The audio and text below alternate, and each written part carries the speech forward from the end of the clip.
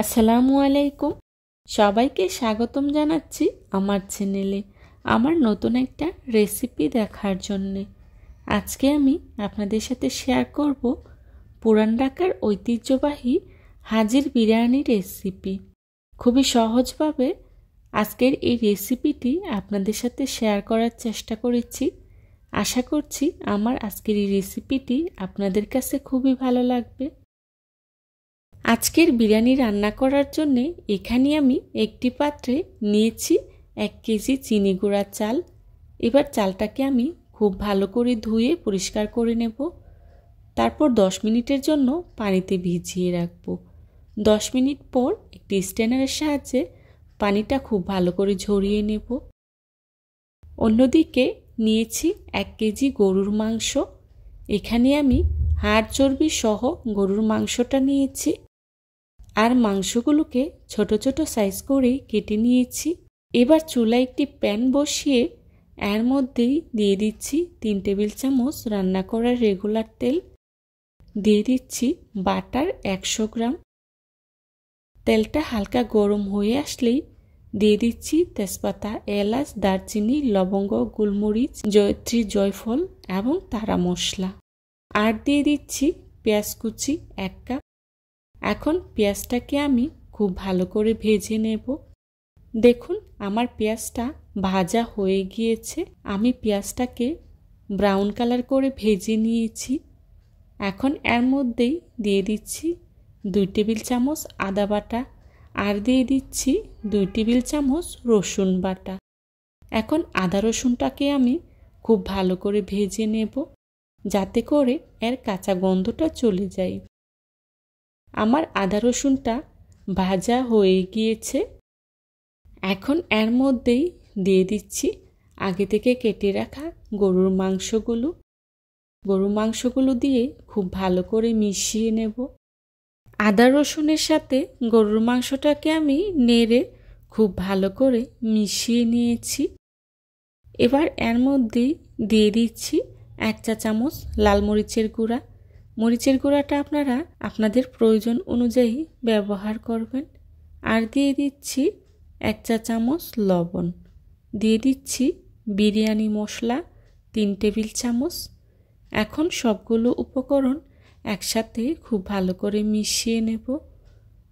দেখুন আমি মশলার সাথে খুব ভালো করে মিশিয়ে নিয়েছি। এখন এর মধ্যেই দিয়ে দিচ্ছি 1/3 কাপ বাদাম বাটা। এখানে আমি 3 রকমের বাদাম বাটা ব্যবহার করেছি, কাঠবাদাম, কাজু বাদাম আর চীনা বাদাম। এই বিরিয়ানিতে বাদাম বাটাটা অবশ্যই দেওয়ার চেষ্টা করবেন, এতে করে বিরিয়ানির টেস্টটা অনেকটাই বেড়ে যায়। বাদাম বাটাটা মেশানো হয়ে গিয়েছে। এখন এর মধ্যেই দিয়ে দিচ্ছি টক দই 1 কাপ। টক দইটাকে আমি খুব ভালো করে ফাটিয়ে ব্যবহার করেছি। দেখুন আমি খুব ভালো করে মিশিয়ে নিয়েছি। এবার ঢাকনা দিয়ে ঢেকে মাংসগুলোকে খুব ভালো করে সিদ্ধ করে নেব। যতক্ষণ না পর্যন্ত মাংসটা পুরোপুরি সিদ্ধ হয়েছে ততক্ষণ পর্যন্ত রান্না করে নেব। মাঝখানে একটু নেড়ে চেড়ে দিচ্ছি যাতে করে নিচে লেগে না যায়। মাংস রান্নাতে আমি কিন্তু কোনো প্রকার পানি ব্যবহার করিনি। মাংস থেকে যে পরিমাণে পানি উঠেছে সেটা দিয়েই মাংসটাকে খুব ভালো করে সিদ্ধ করে নিয়েছি। দেখুন মাংসটা পুরোপুরি সিদ্ধ হয়ে গিয়েছে আর ঝোলটাও অনেকটাই কমে এসেছে। এখন এর মধ্যেই দিয়ে দিচ্ছি আগে থেকে ধুয়ে পরিষ্কার করে রাখা চিনি গুঁড়া চাল। চালগুলোকে আমি মাংসের সাথে বেশ কিছুক্ষণ সময় নিয়ে খুব ভালো করে ভেজে নেব। মাংসের সাথে চালগুলোকে আমি খুব ভালো করে মিশিয়ে নিয়েছি। এখন এর মধ্যেই দিয়ে দিচ্ছি পরিমাণ মতো গরম পানি। পানিটা আপনারা আপনাদের প্রয়োজন অনুযায়ী ব্যবহার করবেন। আমি এখানে 3 কাপ চালের জন্য 5 কাপ পানি ব্যবহার করেছি। আর আমার বিরিয়ানিটাও খুবই ঝরঝরে হয়েছে।